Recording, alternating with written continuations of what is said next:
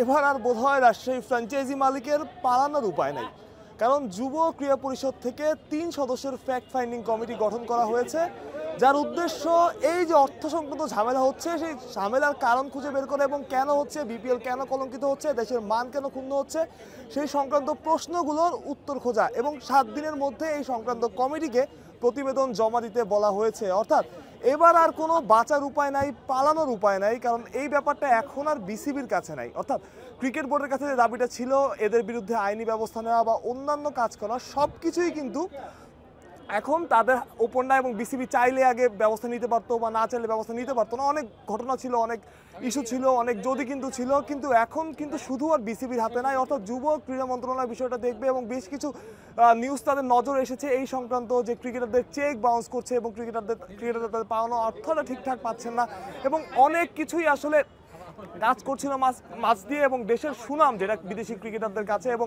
গতকালও দেখেছি আসলে যে বিদেশি ক্রিকেটাররা ঠিকমতো তাদের পাওনাটা বুঝে পাচ্ছেন না, যার ফলে তারা বিভিন্ন মানুষের কাছে কমপ্লেইনও করেছেন এবং তারা 1 টাকা বুঝে পাননি, এবং আজ দিব, কাল দিব, পরশু দিব করে তাদের সেই টাকাটাও তারা আসলে পরিশোধ করেনি। এবং লাহিরুস সামারাকুম খুব সম্ভবত ডেইলি স্টারকে একটা ইন্টারভিউ দিয়েছেন, সেখানে তিনি বলেছেন যে তিনি 1 টাকাও আসলে পাননি এবং তাদেরকে মালিক পক্ষ থেকে বলা হয়েছে আজ দেবে, কাল দেবে, পরশু দেবে, কিন্তু তার টাকাটা আসলে পরিশোধ করেনি। এখন আপনি চিন্তা করেন যে এভাবে আসলে দেশের ক্রিকেটের দেশের মানটা কই থাকে।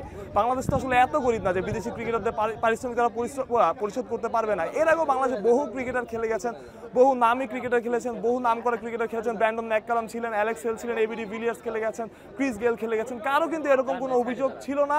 কিন্তু এবার তেমন একটা অভিযোগ তৈরি হয়েছে এবং যে অভিযোগটা আসলে একই সাথে দেশের মান ক্ষুণ্ণ করছে, এটাকে যুব ক্রীড়া মন্ত্রণালয়ের নজরে এসেছে, যারা ফ্যাক্ট ফাইন্ডিং কমিটিটা গঠন করেছেন, অর্থাৎ সত্য অনুসন্ধান কমিটি, যে কেন এই বিষয়টা হচ্ছে, কেন ক্রিকেটাররা তারা টাকা পাচ্ছেন না, কেন একটা নির্দিষ্ট ফ্র্যাঞ্চাইজির কারণে দেশের মান ক্ষুণ্ণ হচ্ছে।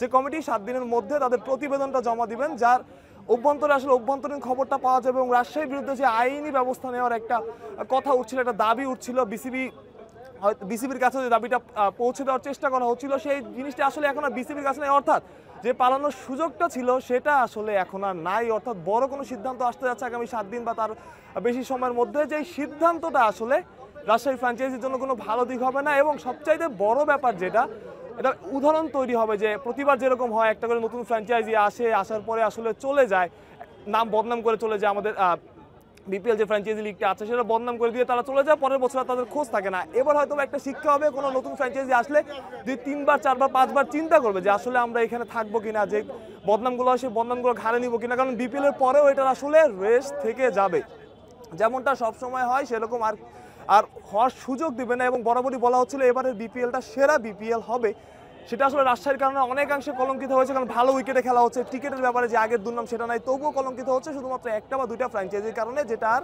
হতে দিতে চায় না। এবং সেটা খুব ভালোভাবেই নজরদারিতে রাখা হয়েছে। এবং যেটা বললাম যে ফ্যাক্ট ফাইন্ডিং কমিটির যে কাজ, যে 7 দিনের মধ্যে তারা প্রতিবেদন জমা দেবেন, যেটা রাজশাহী ফ্র্যাঞ্চাইজি যারা এই কাজগুলো করেছে তাদের জন্য সুখকর কিছু না। মানুষ প্রত্যয়, বিডি ক্রিক টাইম।